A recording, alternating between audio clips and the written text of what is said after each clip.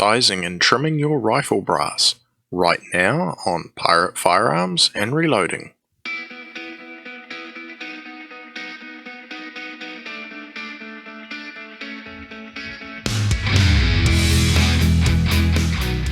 Okay, so now we're going to size the cases. So I'm using the Lee resizing lubricant today.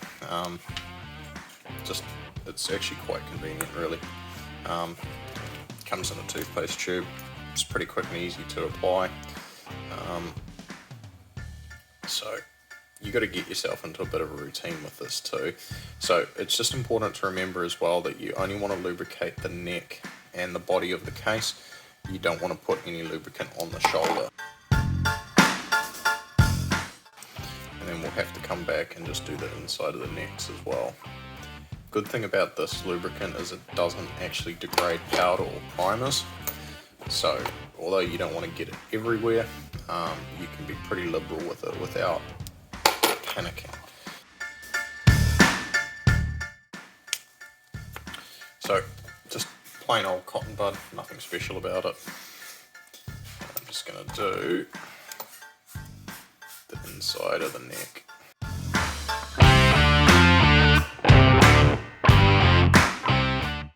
Now, if you're noticing the neck is still a little bit dirty, so what I did is I tumbled it in corncob media, but I didn't tumble it for anywhere near as long as I normally do.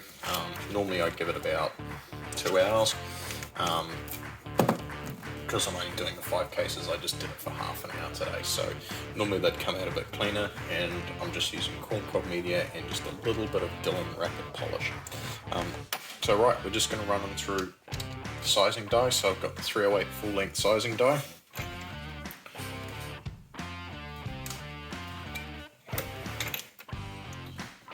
Right.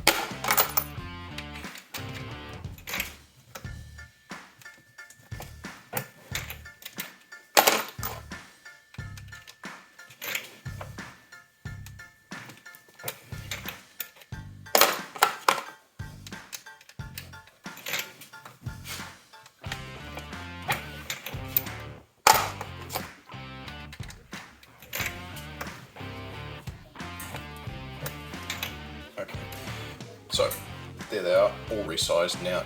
Now at this point, if you're going to leave the brass for a little while, you can wipe the case lube off.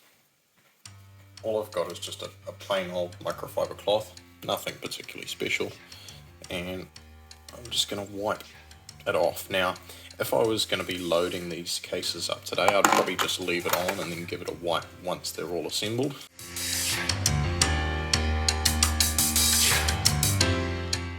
So now we're going to talk about trimming the brass. So there's a couple of different tools you can use. So this is some of the Lee stuff, some of the basic stuff that they sell. So what they do is they sell a cutter tool here, right, which is nicely knurled and it has teeth on it,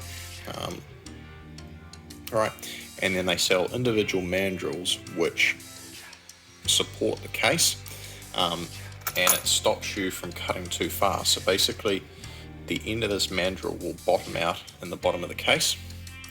Obviously the pin goes through the flash hole and it will allow you to trim the brass down.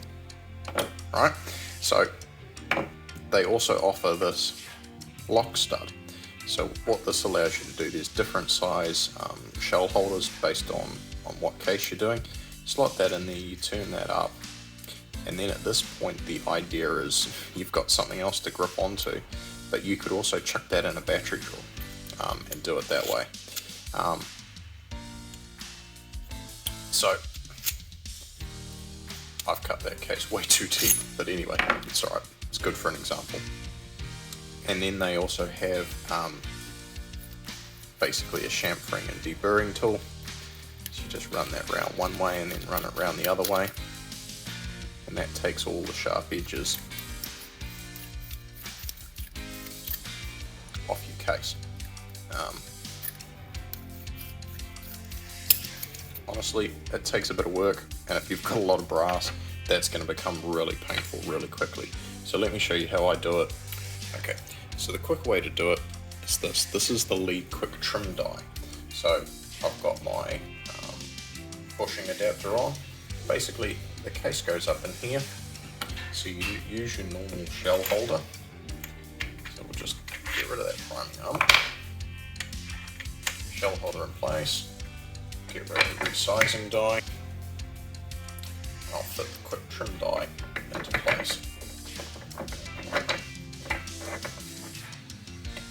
Just like that. Also, I'll show you the cutter in a second, but it does come with this little catch guard as well, which catches the brass filings, save them going in through your press. So now what you're going to do is put your case in the shell holder, run the ram up, and you'll feel it's nice and snug. There's a nylon bushing in there which holds the case and stops it from rotating, and then you can put the cutter in. So the cutter sits in like this. Now there is a little ring on here, which I'll show you. So depending on the caliber you're cutting, it will call for the ring to be off or on. So in this case, it's ring on. Okay. Now the other thing is there's this little adjustment here. You can hear that click. So you can fine tune the cutting length. So all you're going to do is drop that guy down in there. Now you can see the drill adapter on here. So I've got a little cheap electric screwdriver. You don't want to use a big powerful drill like an impact driver, it's not designed for that. But put this in here. Right, into your locking stud, and you simply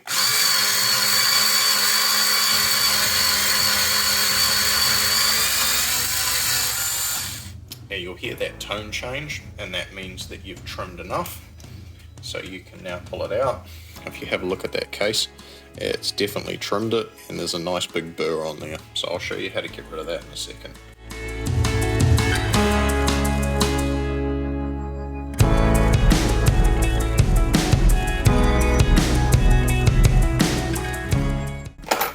Okay, so there we go. There's all the cases trimmed.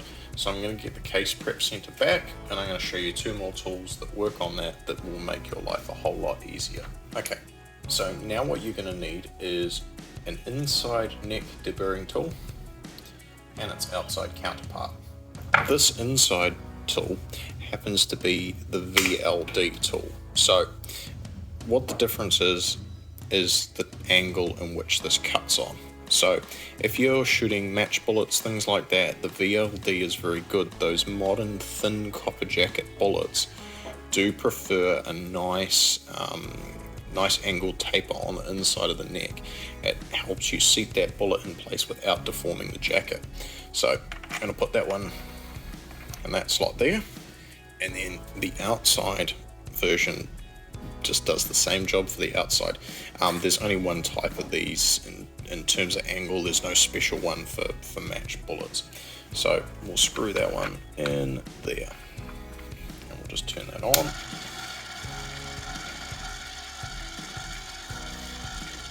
Cool. Alright, so you can do either first, it doesn't really matter, it's never bothered me. So just put it in there, give it a little bit of pressure, and what that will now do is take all the burr off that edge so it's nice and smooth.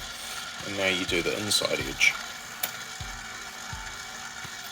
Alright, now you don't want to go too overboard, so just like that, it just gives you a nice chamfer on the inside. This camera may get it a bit better.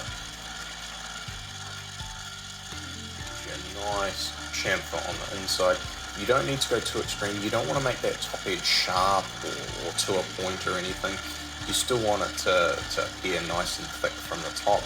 All you're just doing is taking the sharp edges off. You take the sharp edges off the inside so it doesn't deform the bullet jacket, and you take the sharp edges off the outside for the chamber and your hands at the end of the day too. And then I like to give it a quick brush again because you've done another brass cutting process on the inside of the case. So that case is ready to go. So I'll do the remaining cases. Give it a quick inspection. It's looking good, there's no burrs, it's not sharp. Another perfect case. So as you can see, this is a whole lot faster than doing it manually. and it really makes the game of brass prep a lot more pleasant. There's nothing worse than spending hours at the workbench doing brass prep.